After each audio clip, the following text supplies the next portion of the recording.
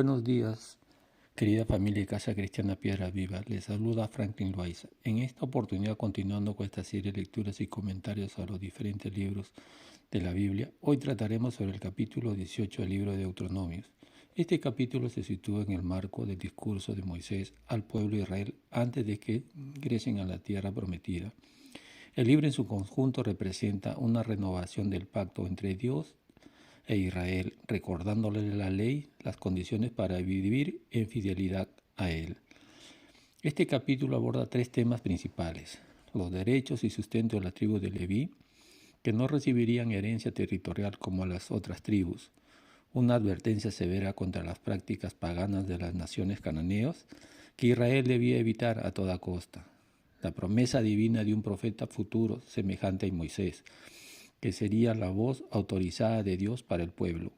El capítulo contrasta las fuentes de revelación, falsas y abominables, o llamadas también prácticas ocultas, comparadas con la fuente legítima y pura de la palabra de Dios, entregada primero a Moisés y luego por el profeta prometido.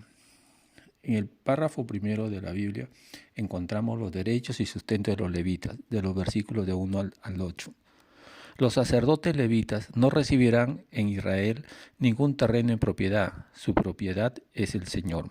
Los levitas fueron apartados para el servicio exclusivo a Dios y a su santuario. Al no recibir una herencia terrenal como las otras tribus, se les enseñaba la lección de que Dios mismo era su proporción y herencia, como en Números 18:20. Esto fomentaba una dependencia total de la provisión divina, ya que sea directamente Él o a través de las ofrendas del pueblo. En los versículos del 3 al 5 se le dará la espaldilla, las quijadas y el cuajar, la primicia de tu grano, de tu vino y de tu aceite. Dios establece un sistema de sustento para los siervos. Las partes específicas de los sacrificios y las primicias no eran un simple pago, sino una participación santa en lo que le pertenecía a Dios. Esto reconocía que el trabajo espiritual, estar atentos a servir en su nombre, era vital como el trabajo físico y merecía un sustento digno. En los versículos del 6 al 8, cuando un levita salga con todo el deseo de su alma, llegue al lugar que el Señor escoja, recibirá para comer una ración igual.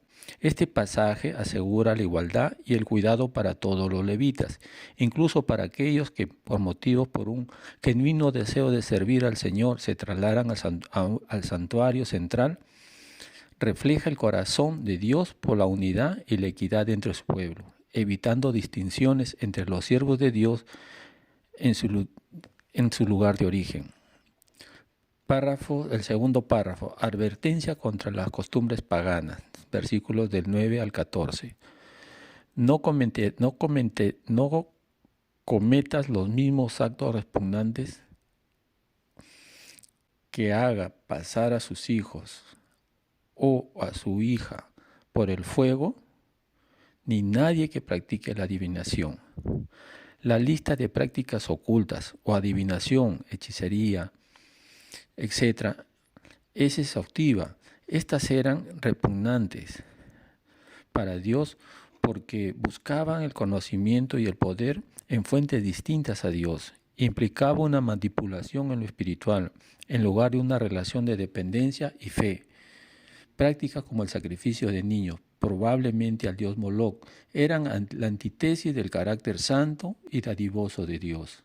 En los versículos del 12 al 14, el Señor le repugnan todos los que hacen estas cosas. Delante del Señor tu Dios debe ser perfecto.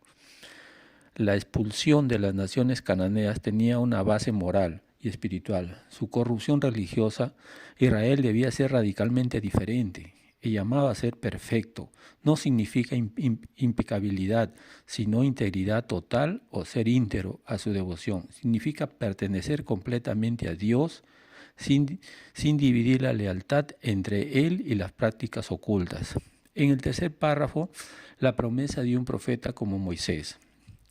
En los versículos del 15 al 16, el Señor tu Dios hará que surja un profeta como yo. A él deberán escuchar. Moisés era el profeta único y fundacional de Israel, el mediador del pacto sinaítico. La promesa de un profeta como Él señala en la figura futura de la autoridad y revelación comparable en el contexto, el temor del pueblo de oír directamente a Dios en Horeb. Subraya la función del profeta como un mediador perfecto entre un Dios santo y su pueblo. En los versículos del 17 al 19, pondré mis palabras en sus labios y les comunicará todo lo que yo les ordene decir. Yo le pediré cuentas a todo aquel que no atienda. La autoridad del profeta no sería propia, sino derivada de Dios mismo. Sus palabras serían las palabras de Dios. La obligación de escucharlo no era una opción, sino un mandato con consecuencias eternas. En el Nuevo Testamento esto se aplica directamente a Jesucristo.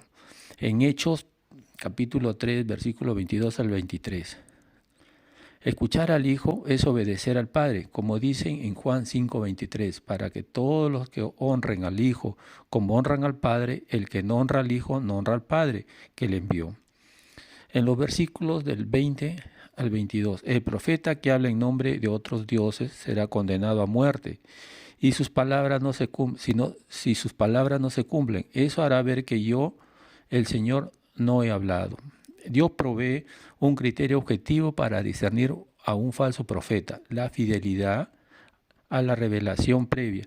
No hablará en nombre de otros dioses. El cumplimiento de sus profecías, esto protege al pueblo de engaños, enfatiza la auténtica profecía siempre que alinee con el carácter y la voluntad soberana de Dios. Un comentario final. Un autor cristiano llamado Wiseman Nee sobre el profeta como Moisés, que habla en el versículo 15 al 22. Este es el punto donde la teología de Wiseman Nee conecta de manera más directa. Él identifica claramente a este profeta como Jesucristo. En sus estudios, Wiseman Nee dice, presenta a Cristo como el Moisés mayor, el mediador de un nuevo pacto y mejor pacto. Así como Moisés condujo a Israel fuera de la esclavitud de Egipto, Cristo nos libera de la esclavitud del pecado. La exhortación a Él deberán escuchar es central para, según el autor, la vida cristiana normal comienza y se sustenta no en nuestros esfuerzos, sino en escuchar y obedecer la voz de Dios, el profeta supremo. La prueba del profeta también se aplica para Wiseman Nee al discernir la voz del Señor en nuestra vida interior. Lo que Él habla en nuestro espíritu siempre se alineará con su palabra escrita y producirá fruto en nosotros. Bueno, querida familia, muchas gracias por su atención prestada y que tengan un hermoso día. Bendiciones para todos. Hasta